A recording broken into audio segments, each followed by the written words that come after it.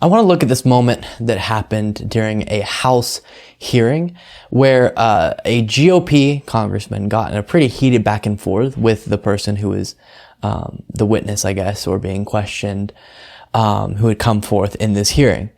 And she gets really rightfully, irritated at this congressman for the covering up that the Republican Party still does about the lack of action on climate change and the fact that we're not doing anywhere close to enough to address that issue to set up a situation where future generations have some Earth that is livable. So here's that moment. Everything you have, your clothes, your glasses, the car you got her on, your phone, the table you're sitting at, the chair, the carpet under your feet, everything you've got is petrochemical products. What would you do with that? Tell the world.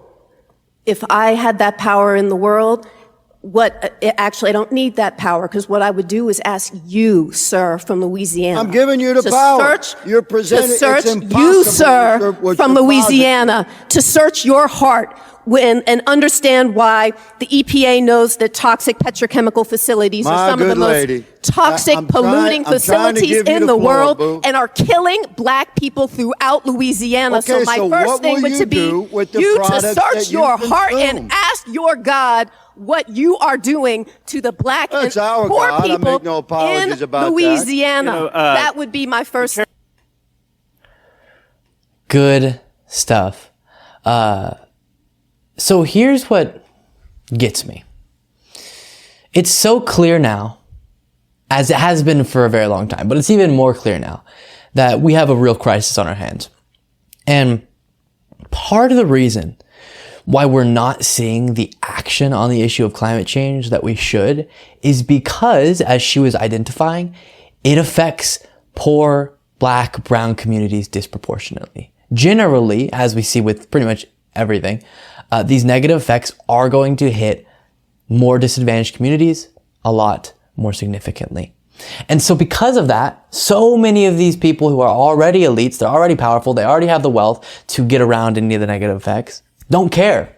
And they won't act on the issue. And that is why in a good, healthy democracy, you have representatives who care, who actually respond to their voters properly and would act on this issue. Not because it would affect them necessarily, but because it would affect the people they're supposed to be representing. But we've seen, because for a lot of these Republican politicians, even their voters will get affected poorly, many of them. And they don't care because it's more important to them that they continue getting the big donations from the oil and gas industry, from all of these people who don't want to see that happen. And it's heartbreaking. And I love how she turned that around on him and said, wait. Why are you asking me what I would do? You're the one with the power in your hand, and I'm saying you got to figure it out. And pretending like it's impossible to get around. Obviously, yes, much of our economy is run right now on non-renewable sources, and it would be a transition process as we're in the middle of, not fast enough, but we are transitioning. But we know you're not even attempting, especially the Republican Party is actually actively trying to obstruct proper action on the issue. And when you try to get down to the nitty gritty, so often they'll try to do these red herrings. Oh, straws, everyone's going to be drinking, the paper straws. And is that what you...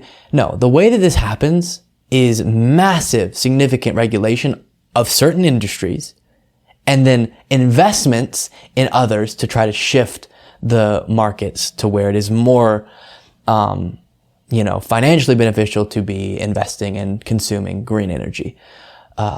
In the case of energy, and then a whole nother conversation as far as production goes of different consumer goods. But it's so important that we have a motivated, urgent, working body of representatives who are, going towards this issue. And the reason I want to do this on the show today is because we're talking about all these different things, and we spend a lot of time sometimes based on what's in the news discussing an issue, one or two issues get a lot of discussion, and they're important. For example, lots of discussion around the democracy threat that is present, lots of discussion around the recent abortion actions by the Republican Party, and that is crucial. But we can't forget the other issues that matter as well in the midst of fighting on these very important issues. And climate change is one of those issues. And I think it's being forgotten a little bit because it's being overshadowed by some more what is felt to be urgent or here and now, and it's not at all talking about the future. But climate change is here and now as well. We're seeing the effects now. We're seeing the extreme weather events. We're seeing the rising average temperatures. We're seeing all of these things that are going to cause devastation for, as she pointed out, already disadvantaged communities the most. Those are the groups that will be hit the hardest. And they won't have the resources to effectively get out of the situation they're in. And so it's important that we continue to understand another reason why it's crucial to go out and vote in the midterms is because while the Democratic Party is not doing at all either what they should, not enough, at least they're doing, historic levels of investment into climate change response and climate change, investment into addressing that crisis. That's what we saw in the Inflation Reduction Act, the most that's ever been invested into that cause. And so they should do much more, but they're doing 1,000,000 times more than the Republican Party would ever do.